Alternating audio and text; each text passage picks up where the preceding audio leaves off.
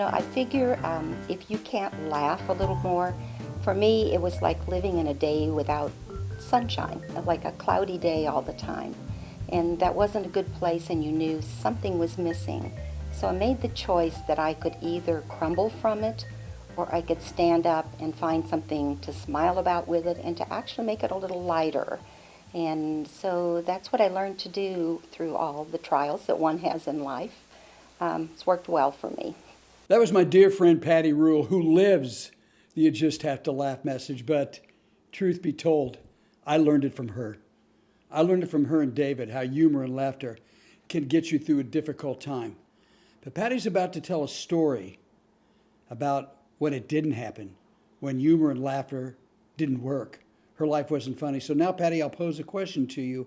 When did this happen when your life was not funny? That happened when my youngest child, Emily, was born, and she was anticipated. We thought everything was good until a few hours after her birth, and we were told there was a problem, and that problem just continued to get worse and worse until about 8 o'clock that night.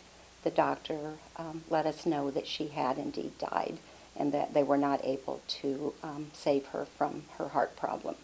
So that for me was the unthinkable. It was something that I said, I can't do this. I can't give up a child. I can do almost anything but that.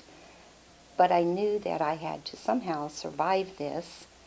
But at the moment, I think your thoughts are, I don't want to feel anything. It hurts too much. In fact, I remember writing in my diary that I didn't know you could have this kind of pain and survive it. But I was surviving. But it took me a full year of ups and downs. I did all the things mothers do at home. I made sure everybody had their school lunches and cooked dinners and all of those things. But my heart was so sad. So on the first anniversary, I was feeling probably pretty low. And it was snowing outside, as it has been the day she was born. So that made it even heavier for me. And then the knock came on the door just before lunch. And I thought, who is out in this horrid weather today? And when I knocked on the door, when I opened the door after she knocked, I looked, and there was my neighbor, Jane. And I looked down, and she had no shirt on. She had a short-sleeved shirt, like it was summertime, and she had a basket that had picnic supplies in it. And I said, Jane, whatever are you doing? And she said, I'm having a picnic today, and you're the one I'm having it for.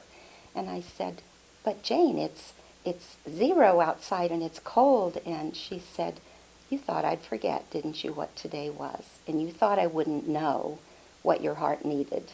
And she said, you need to laugh. It's time to laugh. So she came in, spread out the basket, and I'm still pretty serious at this point, thinking this is very strange. And she spread it out, and when she did, she spread out this wonderful red checkered tablecloth and stenciled on it with these little black ants. I absolutely burst into laughter.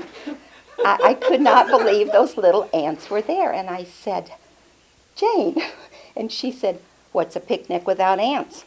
So I said, I can't believe I laughed. I shouldn't be laughing. And she said, how did it feel? And I said, oh my gosh, it's never felt so good in my whole life to laugh. After that, I began to unthaw. I began to get back into life, and I really meant it. It wasn't pretend. It was real. But I will never forget how good it felt to laugh. What a great story. And what a great friend, too. And maybe you want to be a friend like that to somebody that you know going through a difficult time. And here's why that worked. Here's my take on that. First of all, Patty's friend let her know her intention. I know what you need, and I know what today is. Right to it. She also was very fun and playful. That's the secret. You don't have to go crack jokes and tell them one-liners. Be fun, be playful, and your sincerity and your intention will get you through it. That's why this works. So if you do that with somebody, just keep those things in mind. We got some more words from Patti coming up that I don't want you to miss.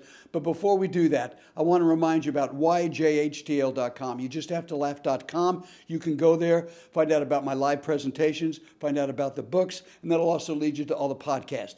As promised, here's some final words from Patti. Keep playful. Keep those intentions there.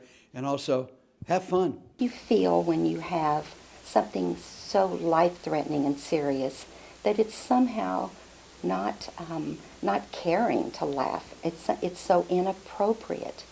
But indeed, instead it's the opposite. That is that pressure release, that ability to say, hard things are going to happen in life, but we have to handle them with some kind of grace. And for me, that grace was that laughter.